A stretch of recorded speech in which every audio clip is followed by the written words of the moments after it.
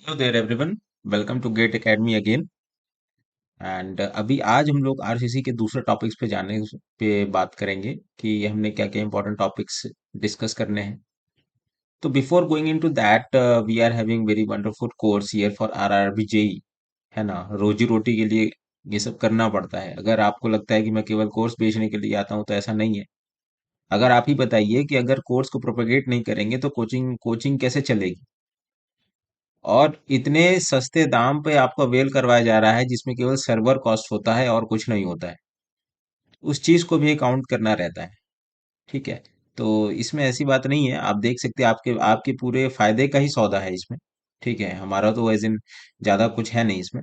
But आप देखिए कि हमारे पास CBT 1 प्लस CBT 2 777 में है, और CBT 1 जो लोग अगर लेना चाह रहे हैं जो 499 में है केवल, तो आप वहां पे जाके ले सकते हो। कुछ लोगों का टेक्निकल अच्छा है तो अगर वो लोग नॉन टेक पे ज्यादा कमांड करना चाहते हैं, कुछ लोग टेक्निकल पढ़े हुए हैं and they are not interested for buying any kind of technical course, तो वो लोग CBT 1 पे जाके और अपना 500 का कोर्स ले सकते हैं। बाकी पैसे से वो चाय समोसा खा सकते हैं या फिर कहीं से टेस्ट सीरीज ले सकते हैं। तो ये छूट आपकी है। तो आगे देखते हैं कि हमारे पास गेट 2025 का एक बहुत अच्छा सीरीज है। 222 में गेट 2026 का है quadruple four, and GATE 2027 course का नाम है क्वाड्रपल 6। सो 207 का इसके साथ जो जो 2026 से 2027 वाले कोर्स में फ्री स्मार्ट कोर्स और डोपामीन कोर्स आपको दिया जा रहा है। तो अगर आप कॉलेज गोइंग स्टूडेंट्स हैं तो इसके लिए आपको कहीं और जाने की व्यवस्था नहीं है, कहीं और जाने की जरूरत नहीं है। और आप डायरेक्ट आप ऑनलाइन अच्छे से आप पढ़ो।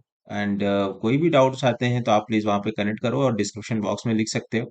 देर is nothing to worry about, बहुत बढ़िया डिजाइन कोर्स है। और ऐसा नहीं है कि ये जो हमारा जो आरआरबी जेई का भी जो कोर्स है वो काफी अच्छा डिजाइन है। मेनी भी people are getting benefited from it and they are not getting fooled. कई सारे कोचिंग्स में ऐसा होता है कि भाई कोर्स ले लिए हैं एंड कुछ उसमें है ही नहीं। ठीक है, तो वो सारा चीज को आप देख सकते हो। तो RRB JE and SSC JE का जो हमारे पास कोर्स है 777 में है, काफी अफोर्डेबल है for those people who have unfortunately not clear the SSC JE prelims this year 2024 of SSC JE. So आप आरआरबी जेई का कोर्स ले सकते हो 777 में, है ना। कैंपस रिक्रूटमेंट ट्रेनिंग है 777 में। आपको अगर कैंपस की तैयारी करनी है, रिक्रूटमेंट की, कैंपस में कॉलेजेस आ रहे हैं आपके, अगर आपको वो सब में तैयारी करना है तो आप देख सकते हो कि क्या क्या है। ऑल स्टेट एई, बहुत सारे स्टेट्स की वैकेंसी भरमार आने वाली है सिविल इंजीनियरिंग में। इतना तो मैं जानता हूँ। आगे और वीडियोस में बनाऊंगा कि क्या क्या किस स्टेट में वैकेंसी आ रही है। तो all state AE and JE 777 का कोर्स है ना। इसमें सारा कुछ कवर्ड है। Smart course and dopamine 555 combo मात्र 999 में, तो उसको आप दे सकते हो। ESC non tech many people find it difficult because ESC find, जब तक आपको कॉन्सेप्ट नहीं कवर होगा, जब तक आप कॉन्सेप्ट से नहीं खेलोगे, तो ईएससी के जो एमसीक्यू आजकल होते हैं आते हैं, जैसे भी आते हैं, तो वो आसानी से सॉल्व नहीं होते हैं। Right, you have to have a gist of all the subject. कोई भी आप सब्जेक्ट आजकल छोड़ नहीं सकते किसी भी टेक्निकल एग्जाम में। ये आपके लिए इतना रूथलेस कंपटीशन है, और ऐसे रूथलेस कंपटीशन में आप कुछ भी छोड़ना तो आप दूसरे प्रतिद्वंदी को मौका दे रहे हो और कुछ नहीं कर रहे हो। GATE subject wise and combo courses available है। अभी टाइम है ईएससी के लिए, नॉन टेक के लिए प्रिपरेशन करने का, तो आप बखूबी जाके कर सकते हो। ठीक है। तो आगे बढ़ते, हमारे पास गेट एकेडमी का ऑनलाइन टेस्ट सीरीज भी है फॉर गेट 2025। सब्जेक्ट वाइज है। बेसिक लेवल इसमें 10 टेस्ट हैं कि बेसिक बेसिक से उठाएगा और एडवांस तक जाके आपको ले आएगा। सब्जेक्ट वाइज एडवांस लेवल है। इसमें आपके मार्क्स हो सकता है कम भी आए, बेसिक में ज्यादा एडवांस में कम आए, तो घबराने की जरूरत नहीं है। काम करना है अपने ऊपर। एक हमारी टेस्ट सीरीज हो गई, और आप कहीं और ऑथेंटिकेटेड टेस्ट सीरीज ले सकते हो। 3 4 कोचिंग का तो टेस्ट सीरीज लगाना ही चाहिए। जितना टेस्ट लगाओगे उतना ही बढ़िया है। पीवाईक्यू लगाओ, गेट का कॉन्सेप्ट पढ़ो, पीवाईक्यूज लगाओ। एंड यही मैंने भी किया था, तो वैसी मेरी रैंक आई थी, तो वैसे आपको भी करना पड़ेगा। इसमें कोई वो बात नहीं है। मल्टीपल सब्जेक्ट टेस्ट है, 10 टेस्ट है, चैप्टर वाइज टेस्ट है, 100 टेस्ट है, फुल लेट मॉक टेस्ट है, 10 टेस्ट है, तो टोटल 140 टेस्ट है। 140 टेस्ट कम नहीं होता है, तो इसको आपको देखना पड़ेगा। इसी के साथ गेट सिविल पीवाईक्यू का ई बुक है हमारे पास, ई बुक है ना। तो उसको आपको वॉल्यूम 1 देखना है कि वॉल्यूम 1 में हमारे पास देखिए सारे सब्जेक्ट का जिस्ट है। जैसे कि इंजीनियरिंग मैथमेटिक्स हो गया, स्ट्रेंथ ऑफ मटेरियल हो गया, आरसीसी स्ट्रक्चर हो गया, एंड प्री स्ट्रेस कंक्रीट हो गया, स्ट्रक्चर एनालिसिस हो गया, जनरल एप्टीट्यूड हो गई, डिजाइन ऑफ स्टील स्ट्रक्चर हो गया, जियोमेट्रिक्स इंजीनियरिंग हो गया, कंस्ट्रक्शन मटेरियल्स एंड मैनेजमेंट हो गया, इंजीनियरिंग मैकेनिक्स हो गया। 790 पेजेस का है। सोचिए आप कितने सारे पीवाईक्यूज कवर्ड है, सारे ऊपर 38 ईयर्स का आप देख सकते हो पीवाईक्यूज है। नॉर्मली क्या होता है, कई कोचिंग्स अपना पेन पेपर बचाने के लिए, बाइंडिंग कॉस्ट बचाने के लिए 38 ईयर्स नहीं देते हैं, और आज के कंपटीशन में जब तक आप पीवाईक्यू नहीं लगाएंगे तो आपको रेफरेंस नहीं पता चलेगा कि क्वेश्चन कहाँ से कहाँ उठाया है, अगले साल ये क्वेश्चन कैसे आ सकते हैं, इसको आप डिकोड कर पाओगे पीवाईक्यू से। ठीक है, तो आपको ये चीज सीखना पड़ेगा। गेट सिविल का पीवाईक्यू भी है। जियोटेक इंजीनियरिंग है, 227 पेजेस में कवर्ड है। सोचिए जियोटेक कितना इंपॉर्टेंस रखता है। FM is also 199 pages. Transportation engineering 142 pages. Environmental engineering 161 pages. Engineering hydrology 72 pages. Irrigation engineering 37 pages. So total number of pages इसमें 828 है। तो 38 ईयर्स का सॉल्यूशन, और आप प्राइस देख सकते हो 222। कितना ही दाम है, इसमें कोई दाम नहीं है ये। जनरल एप्टीट्यूड ई बुक, तो price rupees 222 plus GST available रहता था ऑन गूगल ई बुक्स पे, है ना। न्यूमेरिकल एबिलिटी, लॉजिकल रीजनिंग, जब मैं तैयारी करता था तो मैंने लगभग 1.5 लाख फीस दी थी कोचिंग की। 1.5 लाख, 1,10,000, 20,000। और उसके बाद ऑफलाइन कोचिंग थी तो वहां जाना ही पड़ता था मुझे। ठीक है, तो और ऐसे केस में कई बार ऐसा होता था कि लेक्चर छूट गया तो छूट ही गया, फिर उसके कोई एक्सेसिबिलिटी नहीं था। बट आपके केस में आप देखिए कितना पैसा आपका बच रहा है, कितना आपकी एनर्जीज बच रही है, कितना आप फ्यूल बचा रहे हो, है ना। तो ये सारा चीज आपको देखना है।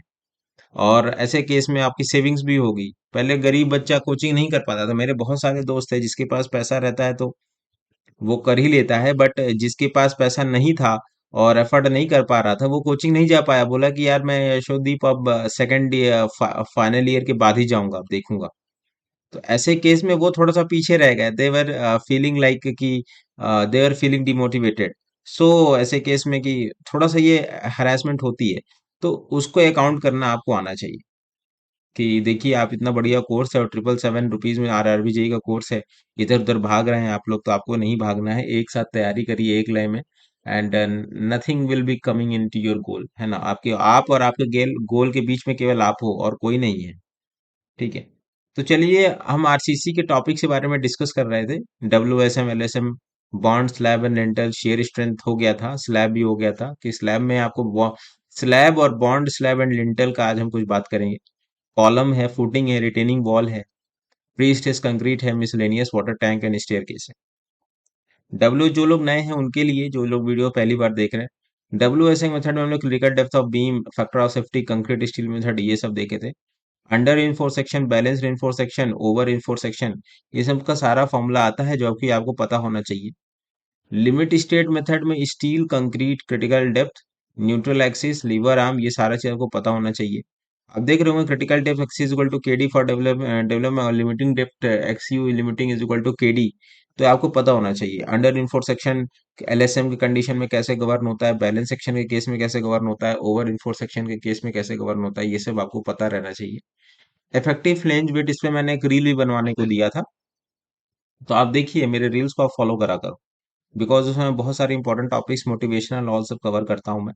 तो आप देख सकते हो। I I don't talk ambiguous, I am not ambiguous ambiguous kind of thing that, कि मैं कोई ऐसा आदमी नहीं हूँ कि जो मैं बकवास करूंगा केवल। आपके मुद्दे की चीज, आपके टाइम की चीज, मुझे मुझे पता है कि एक विद्यार्थी के जीवन के टाइम के समय का मूल्य क्या होता है। किसी का 1 साल बीत जाता है तो उसको कैसा लगता है, वो 1 साल और वैकेंसी नहीं भर पाता है। तो कहने का मतलब है कि अपना समय वेस्ट नहीं करना है। बहुत बेरोजगारी है, और इस बेरोजगारी को निपटने के लिए केवल एक ही चीज है कि आपको हर चीज छोड़कर, सब चीज त्याग के, कुछ समय के लिए पूरा आपको दृढ़ निश्चय के साथ, डेडिकेशन के साथ अपने गोल पे लगना है। केवल आप और आपके बीच में फैकल्टी होगा और कुछ नहीं होगा। अगर आप हर दिन आपका फैकल्टी आपका चेंज हो रहा है, तब भी आप गलत रास्ते। Effective flange with beam casted monolithically, इसका इसका फॉर्मूला आपको पूरा याद होना चाहिए। एसएससी जेई और बहुत सारे जेई एग्जाम्स का हॉट टॉपिक है। आइसोलेटेड बीम क्या होता है, ये सब आपको पता होना चाहिए। Numericals of T beam, 3 conditions होते हैं न्यूट्रल एक्सिस का प्लेसमेंट में टी बीम के केस में। कैरेक्टरिस्टिक स्ट्रेंथ ऑफ कंक्रीट के बारे में बात किया था, F M is equal to F C की प्लस 1.65 सिग्मा। इस पे आपको जानकारी प्राप्त करनी होगी from our course. Characteristic load acceptance criteria for characteristic strength of concrete, है ना। तो ये सब सारी चीज आपको देखना पड़ेगा कि 15% होता था, क्या होता था। एलएसएम का ये सबसे बहुत इंपॉर्टेंट टॉपिक है। सर्विसिबिलिटी में क्या क्या हम लोग पढ़ते हैं, डिफ्लेक्शन हो गया, क्रैकिंग हो गया, vibration, corrosion, fire resistance, leakage, overturning. Collapse में हम लोग टॉर्जन, कंप्रेशन, शियर, फ्लेक्सुलर, ये सारी चीजें पढ़ते हैं। Shear stress strain curve for concrete, आप देख पा रहे होंगे कि इसमें पहले तो एफसीके था, कैरेक्टरिस्टिक स्ट्रेंथ। उसके बाद इसको 1.5 फैक्टर ऑफ सेफ्टी से डिवाइड किया गया। उसके बाद 0.67 एफसीके को 1.5 से डिवाइड किया गया, तो 0.45 एफसीके से हम लोग प्ले करते हैं। तो ये सब आपको पता होना चाहिए कि भाई 1.5 is there, and why we are not playing at 0.67, and why we are playing at 0.45 FCK. तो पैराबोलिक के केस आप देखिए, इसमें दो प्रोफाइल बन रहे हैं, एक पैराबोलिक बन रहा है, एक और स्ट्रेट लाइन बन रहा है। इसके बारे में आपको पता रहना चाहिए। Durability criteria very very important है। ये टेबल बहुत इंपॉर्टेंट है कंक्रीट टेक्नोलॉजी के पॉइंट ऑफ व्यू से भी, एंड आपके आरसीसी के पॉइंट ऑफ व्यू से बहुत सारी चीजें पूछ ली जाती हैं, जिसका आपको पता होना चाहिए। Load combination, limit state of collapse, limit state of serviceability, dead load, live load, wind load, इसके केस में आपको ये पूरा टेबल पता होना चाहिए, है ना। इसका मतलब पता ही होना चाहिए, इसमें ऐसे नहीं बोल रहा हूँ कि नहीं, यहाँ से सवाल आप देखोगे बहुत इंपॉर्टेंट है बनना। Some topic of concrete technology and RCC are common here, जैसे कि परमिसिबल लिमिट्स ऑफ सॉलिड आपको पता होना चाहिए कि ऑर्गेनिक इनऑर्गेनिक क्लोराइड में क्या क्या है, types of form work and striking off period, ये सारी चीजें factor that affect the strength of concrete. Bond slab and lintel में तो आपको सारा कुछ टच करते चलना है, क्योंकि इसमें एक एक टॉपिक कहीं से भी कुछ भी पूछ ले रहा है, तो ये सारा चीज आपको कवर करना पड़ेगा। जैसे कि वन में तो चलो आसान था, लेकिन टू में आपको ग्रिफॉर्ड मेथड हो गया, मार्कस मेथड हो गया, पीगेट्स मेथड हो गया, तो ये सारा चीज आपको देखना पड़ेगा। शियर स्ट्रेंथ ऑफ कंक्रीट, कल हम यही डिस्कस कर रहे थे। मैकेनिज्म ऑफ शियर स्ट्रेंथ, चार मैकेनिज्म का प्रोसेस होता है। डायगोनल कंप्रेशन फेलियर क्या होता है, टेंशन, डायगोनल टेंशन फेलियर क्या होता है, shear cracks in structural member, tau C max is equal to 0.62 under root of C K. तो ये सारी चीजें पता होनी चाहिए कि क्या होता है। Tau is equal to grade of concrete, percent of tensile reinforcement. Shear stress distribution, homogeneous beam क्या होता है, इसमें शियर स्ट्रेस का डिस्ट्रीब्यूशन करना है कि होमोजीनियस बीम में शियर स्ट्रेस डिस्ट्रीब्यूशन कैसे होता है। आरसीसी बीम में अगर देखिए, अंडर इनफोर्स है तो उसका डिस्ट्रीब्यूशन कैसे हो रहा है, डब्ल्यू इनफोर्स है तो उसका डिस्ट्रीब्यूशन कैसे हो रहा है, टी बीम है तो उसका डिस्ट्रीब्यूशन कैसे हो रहा है। बीम ऑफ वेरिंग डेप्थ के आजकल बहुत सारे क्वेश्चंस आ रहे हैं। Tau B is equal to B U minus plus minus M U by D tan beta by B D. और इसमें बीम ऑफ एंगल के अगर वो बीम अगर हॉरिजॉन्टल है पूरी पूरी, तो tau is equal to B nominal force by nominal share force by B D, है ना। Minimum shear force, shear enforcement आपको पता रहना चाहिए कि A S B by B S B greater than equal to 0.40 by 0.875 F I. Minimum shear enforcement क्यों देते हैं, क्या क्या है इसी क्राइटेरिया से आपको पता होना चाहिए। क्रिटिकल सेक्शन फॉर शियर, ये सारा चीज आपको पता होना चाहिए। Okay, spacing of shear enforcement क्या क्या होता है, कि vertical reinforcement, inclined स्टीरअप्स, vertical स्टीरअप्स, inclined स्टीरअप्स, bent up स्टीरअप्स, ये सारी चीजों को पता होना चाहिए। 0 पॉइंट और स्पेसिंग के साथ साथ 0.75 डी किस में यूज करते हैं, डी होता है मिनिमम इसका 300 mm, ये सारा चीज हम लोग लेते हैं। शेयर इन्फोर्समेंट का प्रोवाइड करते हैं जब tau V minus tau C होता है, शेयर इन्फोर्समेंट प्रोवाइड करते हैं tau V greater than tau C max, तो टाउ सी मैक्स की value 0.62 under root F C K. तो यहां तक हमारी बात रही। ठीक है, अब आगे बढ़ते हैं, धीरे धीरे हम लोग आरसीसी का खात्मा करने की ओर चले हैं। कुछ कुछ बॉन्ड स्ट्रेस के बारे में बात कर लेते हैं, एक टॉपिक है बॉन्ड स्ट्रेस, तो उसको हम लोग डिस्कस करेंगे। बॉन्ड स्ट्रेस के क्या क्या प्रिवेलिंग टॉपिक जो कि बहुत इंपॉर्टेंट है वो आपको कवर करना चाहिए। तो बॉन्ड स्ट्रेस में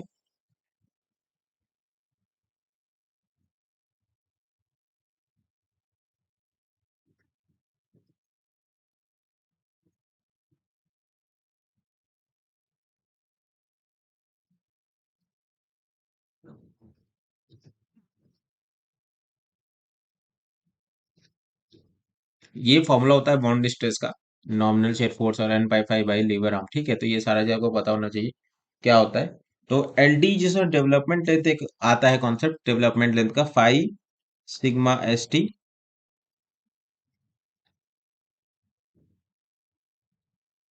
by four tau B D permissible. तो ये सारा चीज आपको पता होना चाहिए, बहुत इंपॉर्टेंट फॉर्मूला है। इसी केस में डिफॉर्म्ड बार के केस में ये जो स्ट्रेंथ हो जाती है, अगर बार डिफॉर्म्ड है, राइट, डिफॉर्म्ड बार आप लोग समझते हैं, इसमें रिबिंग्स बनी होती है, जैसे कि ये स्टील हो गया, तो ऐसे ऐसे इसमें डिफॉर्मिटी बनी होती है ना। तो इसका जो स्ट्रेंथ होता है वो 60% बढ़ जाता है डिफॉर्म्ड बार के होने, अदरवाइज प्लेन बार है तो प्लेन बार से 60% डिफॉर्म्ड बार में स्ट्रेंथ बढ़ जाती है। अगर यही कंप्रेशन के केस में है, तो वो 25% इंक्रीज हो जाते हैं, यहाँ पे 60% इंक्रीज हो जाती है। ठीक है। तो ये सारा चीज आपको पता होना ही चाहिए। ये डायरेक्ट एमसीक्यू बेसिस पे है, ये डायरेक्ट यहाँ पे 25% इंक्रीज हो जाती है, तो ये सारा चीज आपको पता होना चाहिए। ठीक है। तो इसमें कोई आपको दिक्कत नहीं होनी चाहिए। और उसके बाद जब हम बात करें कि एंकरेज लेंथ के ऊपर बात करते हैं कि एंकरेज लेंथ क्या होता है। For bars and tension case में एंकरेज एंकरेज का पूरा कॉन्सेप्ट आपको पता होना चाहिए।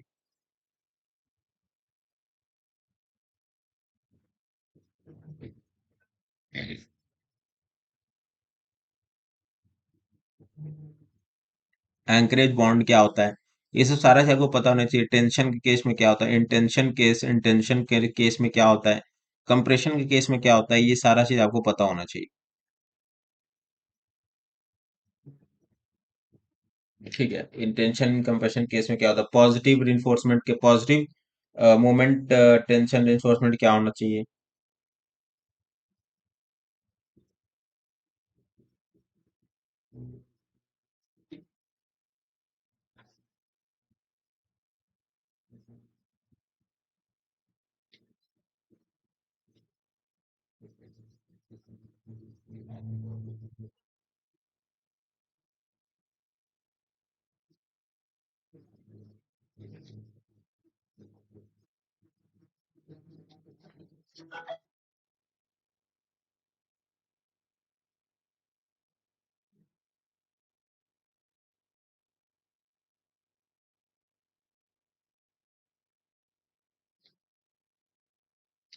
इसी के साथ साथ एक कर्टेलमेंट ऑफ बार की डिटेलिंग्स आपको पता होना चाहिए।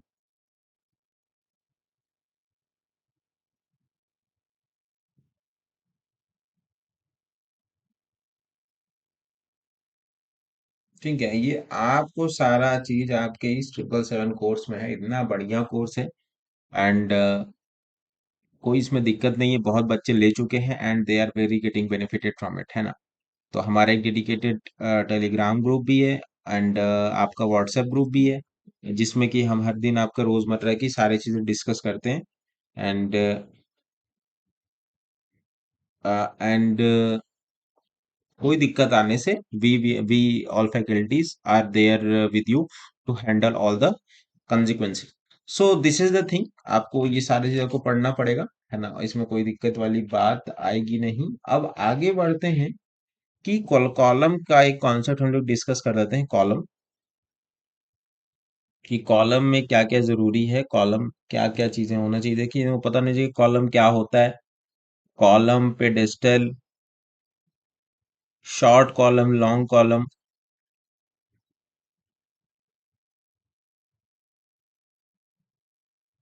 शॉर्ट कॉलम, लॉन्ग कॉलम, इस सारे को पता होना चाहिए। ठीक है। मिनिमम एसेंट्रिसिटी क्या होता है ना, ये बहुत इंपॉर्टेंट है, मिनिमम एसेंट्रिसिटी।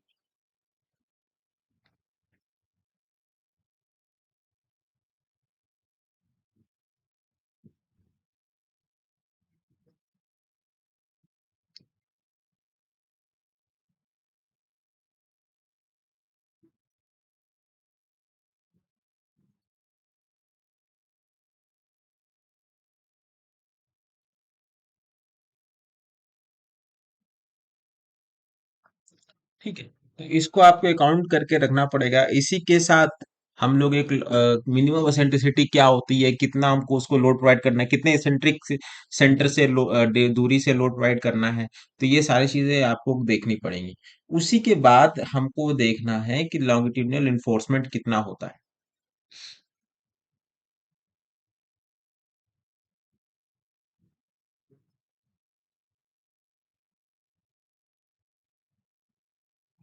लॉन्गिट्यूडिनल इन्फोर्समेंट क्या होता है, अगर FE 415 है, ठीक है, तो क्या होगा, और FE 250 है, तो क्या होगा।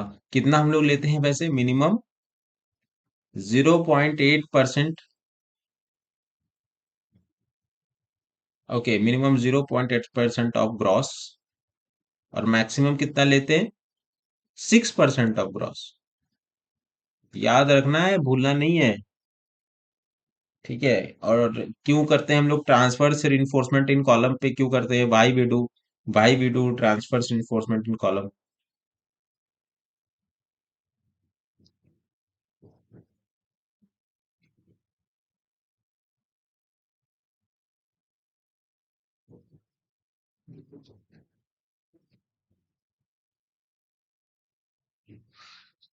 ठीक है। आपको पता होना चाहिए कि बकलिंग करने के लिए, डक्टाइल रहने के लिए, बकलिंग ना हो, एक यूनिफॉर्मिटी बनी रही स्ट्रक्चर में, तो इसीलिए हम लोग बकलिंग नहीं करते हैं। इसी के साथ इसको लेटरल टाइज बोल लो।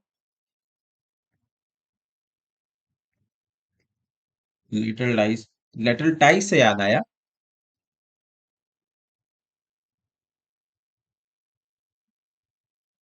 लेटरल टाइज से आया कि इसका मिनिमम डायमीटर क्या होना चाहिए, ये सब आपको पता होना चाहिए।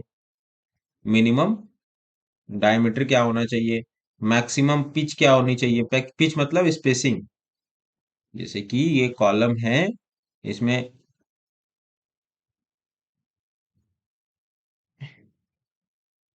ठीक है, तो ऐसे अगर है ये, this is called lateral reinforcement, this is called pitch, है ना। मिनिमम डायमेंशन इसका क्या होना चाहिए, मिन मिन मैक्सिमम पिच क्या होनी चाहिए, तो ये सब सारी चीजें आपको पढ़नी चाहिए। तो मिनिमम डायमीटर के केस में क्या होता है, इसका जो मैक्सिमम होता है ना, 5 max/4 6 mm, मिनिमम LLD कह लो, लीस्ट लेटर डायमेंशन हो गया, या फिर 16 5 मिनिमम हो गया, 5 mm हो गया, ओके, या फिर 300 mm हो गया। इनमें से जो मिनिमम रहेगा वो उसका मैक्सिमम पिच हो जाएगा। पिच जितना कम रहे उतना ही अच्छा है ना, डक्टिलिटी, बस इतना भी ज्यादा ना हो कि एग्रीगेट ब्लॉक हो जाए, एग्रीगेट की वजह से ब्लॉक हो जाए और हनी कॉम्बिंग की जैसे अगर स्थिति पैदा हो जाए। तो कहने का मतलब है कि ये सब सारी चीजें आपको पता होना चाहिए। इसके बाद एक और बहुत इंपॉर्टेंट चीज पढ़ना होगा इसमें कि हेलिकल रिइंफोर्समेंट का कॉन्सेप्ट आजकल बहुत आ रहा है, कि हेलिकल रिइंफोर्समेंट आसान ही आ रहा है, बट बहुत आ रहा है, कि हेलिकल रिइंफोर्समेंट में पूछ लेता है कि बताओ हेलिकल रिइंफोर्समेंट लगाने से कितना परसेंट इंक्रीज होता है स्ट्रेंथ में, तो वो 5% होता है।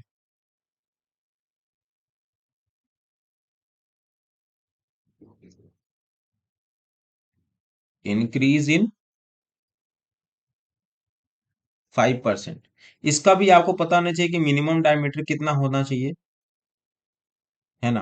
काफी फॉर्मूला है इस वाले फॉर्म, इस वाले मिनिमम पिच, मैक्सिमम पिच क्या होना चाहिए, ये सब सारा चीज इसका आपको इसमें भी पता होना चाहिए।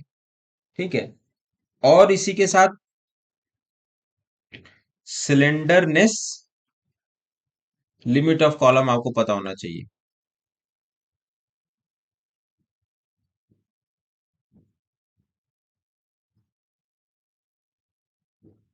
Unsupported length,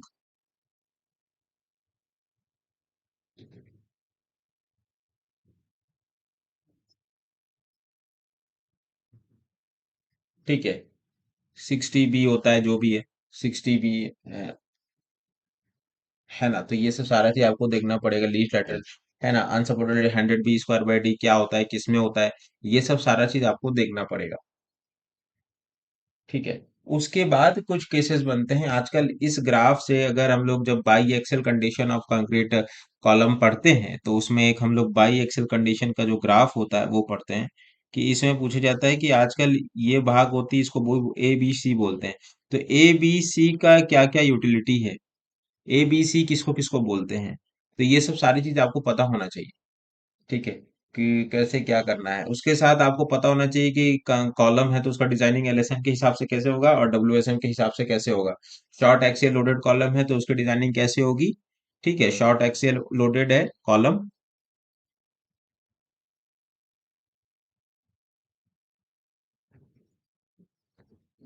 short axial loaded column है तो आपकी PU = 0.40 FC के AC plus 0.67 FSC A, sorry FSC नहीं, FYASC, है ना। तो ये सब सारा चीज आपको पता होना चाहिए। उसी तरह आपको लॉन्ग कॉलम में क्या कंडीशंस प्रिवेल होती है, ये सारा चीज आपको पता होना चाहिए। यहाँ पे हम लोग लीस्ट लेटर डायमेंशन कंसिडर करते हैं, CR हम लोग पढ़ते हैं, 1.25 L effective/48 B, ये सारा चीज हम लोग पढ़ते हैं। तो ये सब सारी चीजें का एनालिसिस हम लोग करते हैं। और कॉलम बहुत इंपॉर्टेंट है, कॉलम और आसान भी है कॉलम, इसमें कोई दिक्कत वाली बात नहीं है। अगर आप हमारे कोर्स पे जाओगे, इनरोल होगे, तो आपको अच्छे समझ में आएगा। ठीक है। तो चलिए इस सेशन में अभी तक रखते हैं। आगे के सेशन में हम लोग फुटिंग और रिटेनिंग वॉल के कॉन्सेप्ट के साथ इसको खत्म करेंगे। आरसीसी के सारे इंपॉर्टेंट पॉइंट को, कुछ कुछ हम लोग पेडेस्टल प्री स्ट्रेस कंक्रीट के भी कॉन्सेप्ट को देखेंगे, जो जेई के पॉइंट ऑफ व्यू से बहुत इंपॉर्टेंट है। ठीक है, हमारा तो अभी परव्यू जेई ही है, हमारे जेई निकले पहले। ठीक है, उसके बाद हम एई जेई पे, एई पे और यूपीएससी पे जो भी आप करना चाहें तो वो करेंगे। ठीक है ना, तो चलते मिलते हैं अगले सेशन में।